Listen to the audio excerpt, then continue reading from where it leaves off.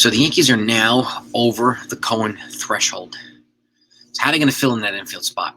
Trade or free agency? Let's talk about it right now.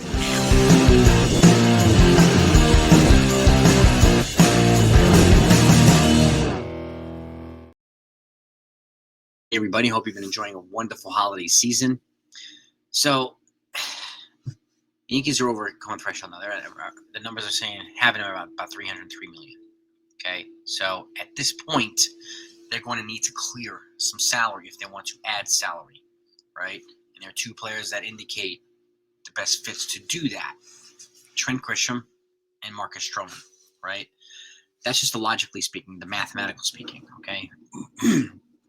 Now, they brought in Brendan Davis the other day, a young, controllable outfielder who could essentially replace Trent Grisham's production. He's got some swing and miss stuff he needs to work on, so hopefully James Rosen can do that. But he's got elite power, he's got good speed, and he's got a good glove. So, and I think Grisham would be relatively easy to move on a 5-year salary. $5 million a year salary.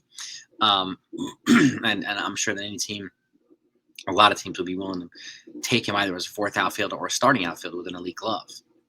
So, by the way, if you're a baseball fan, things are about to pick up. So if you're not subbed to this channel, please make sure you sub to the channel and just make sure your notifications are turned on if you do. I thank you so much for it.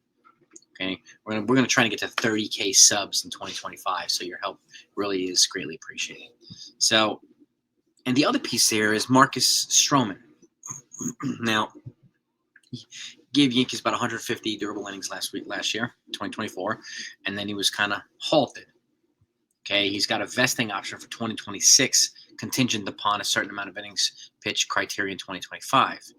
There are some teams, I talked about the Marlins already, who represent a logical fit. Number one, they've already traded away Jesus Luzardo.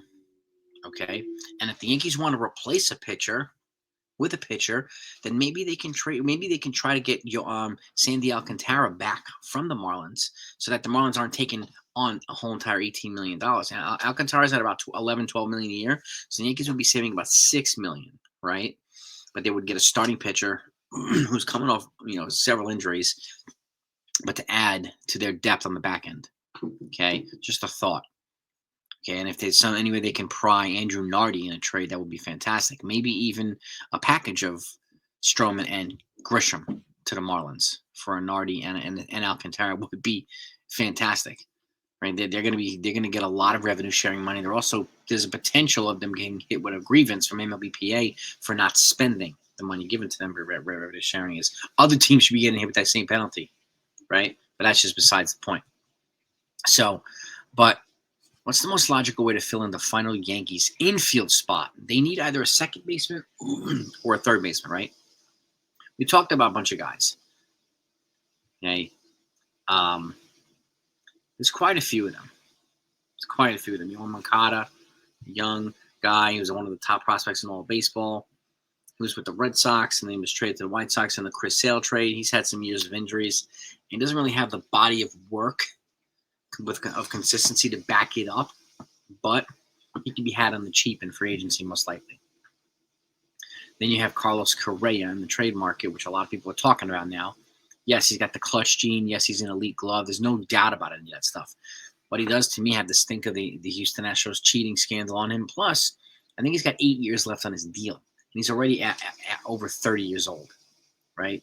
So 4 years guaranteed, and then there's 4 option years. I don't remember if they're player options or club options. I mean, if it was just 4 years, I may consider it. But he's making over $30 million a year. So that has to be factored in. And again, you'd have to trade either Stroman and or Grisham to facilitate something. You'd probably have to ask Minnesota to eat some of that money too. So, and who would you trade to Minnesota? You would be getting an infielder, right? Could you trade Oswaldo Cabrera and Roderick Arias? You got your stopgap and then your future infielder, maybe. We'd have to add maybe a pitching prospect to goose the package too, because they're not going to just hand over Carlos Correa because it's expensive. He's still a relatively elite third baseman / shortstop, but he would be here for third base, right? So then you have Ha-Seong Kim, I've talked about, who's probably the most attractive option in my opinion via free agency. with his skill set and speed and his contact skills. He's coming off an injury, yes, but shows that he's healthy. You could probably get him on a couple year, 2 or 3 year deal without interrupting much of what the Yankees are planning to do, because they do have a lot of money coming off the books in the next several years. And Ha-Seong Kim, to me, is the most attractive. Again, with that skill set and his defense, you put him in the infield. You keep Jazz at third, Volpe at second, then you have Volpe at short, and then you have Paul Goldschmidt at first base. You have the makings of an elite defensive infield. Whether it's him at second or Correa at third and Jazz at second. Either way, you have an elite infield. Okay? And with pitchers like Max Fried inducing lots of ground ball activity, there's not many balls that can get past this infield. That's something to keep in mind too. So, but then next up, you have the trade route again. And there are 2 players that represent the ideal fits for me. And I talked about them already, Yandy Diaz and Brandon Lowe for Tampa Bay Rays. Not both of them in the same trade, because now they have Paul Goldschmidt here now. Either one of them. Okay? And to me, Brandon Lowe represents probably the preferred option. Why? Because he's another lefty bat. Okay, Moncada's a switch hitter. Correa bats righty. Ha-Seong Kim, I think, bats righty, if I'm not mistaken. Okay? And Yandy Diaz bats righty. Now, Brandon Lowe bats lefty. He's got 2 years left on his deal. At about, I think, $11 or $12 million a year or something like that. So if you trade, let's just say you move Marcus Stroman, right, and the Trent Grisham, whether it be this trade or separate trades, you're going to be net saving money, right? Because you'll be sending out more than you're taking back. If you do it with Correa, it's going to be the other way around. You're going to be taking back more than you're going to be sending out. That has to be part of the math.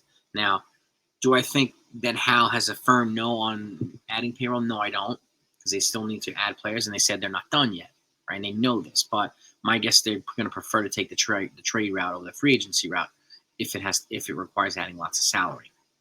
Okay, Brandon Lowe, he's 30 years old. Okay, bats lefty, throws righty. He had 21 home runs this past year, 58 ribbies, and 783 OPS. So there's a portion of consistency there. And again, you get that lefty bat. He gets between anywhere from 15 to 30 doubles a year. Okay, we're looking to put the ball in play more often, right? He can bat in the bottom of the lineup too. He can maybe bat second. You don't really know. Okay, but he also has a career on base percentage of 330, career slugging 482, career OPS of over 800. That 800 OPS is key. It adds to what the Yankees are trying to build here already. Paul Goldschmidt and Cody Bellinger. Okay, and hopefully a resurgent year and a healthy year from Jason Dominguez too, as well as these other guys. A full year of Jazz Chisholm, and to me, the most logical fits are Brandon Lowe in the trade market and Ha-Seong Kim in free agency. Okay, either one of them would not necessarily require trading Grisham or Stroman, but I think they're going to try and do that anyway. And maybe try to recoup some international money or recoup some comp picks that they traded away for that they gave away for Max Fried signing. Okay, to help goose the pot for Roki Sasaki international money, or help goose the pot back in the draft to recoup some draft picks. So if and we've talked about this too, building a team through the draft. Well, they've got first and third in Rookie of the Year voting this year with Austin Wells and Luis Hill. They've got Jason Dominguez. Now you got Anthony Volpe here. That's 5 guys on the roster already from the farm. Okay, 5 guys. So that's good, and I think they're going to continue to add, whether it be, even though Clayton Beeter was here from a trade, but he's been in the farm the last couple of years. Chase Hampton, some of these other guys. TJ Rumfield could back up Paul Goldschmidt at first base if they decide to move on from Ben Rice. They could move Ben Rice in a trade to the Marlins since they traded away their first baseman, Jake Berger. So we're going to just break this down really quickly. The most logical fits in trades, the most logical fits in free agency. To me, the two most logical guys are Brandon Lowe and Ha-Seong Kim. Either side. And again, keep it in mind, those guys, if you trade Marcus Stroman himself, you'd be sending out more than you'd be bringing in.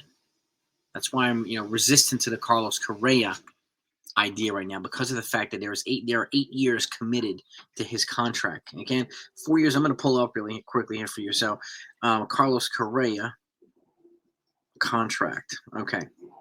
So this is right from Spot Track. Okay.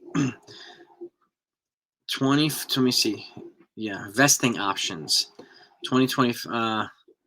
But those are the next four. 2025, 26, 27, 28, $31 million a year.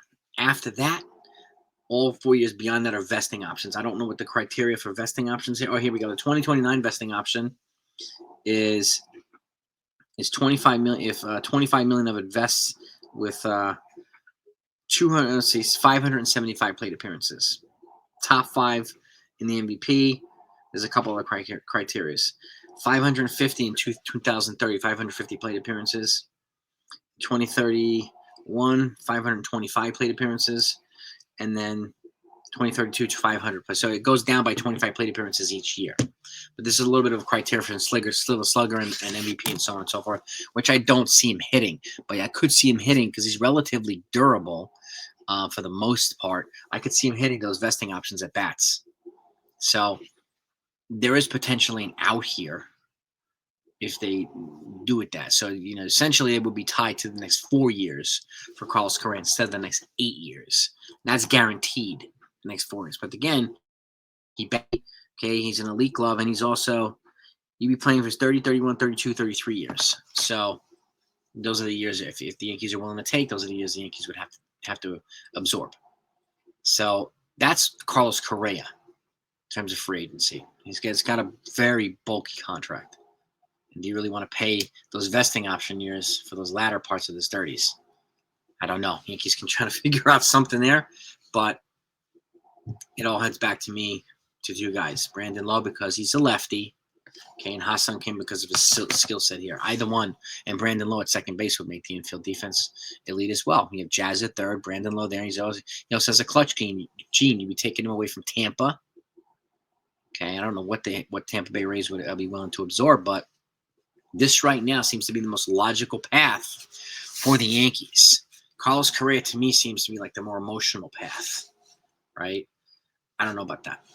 I'm not denying that he's good. He's still at the top of his game. He's still very, very good. Okay, and he's an elite defender. But we can get elite defense for a hell of a lot less in other areas.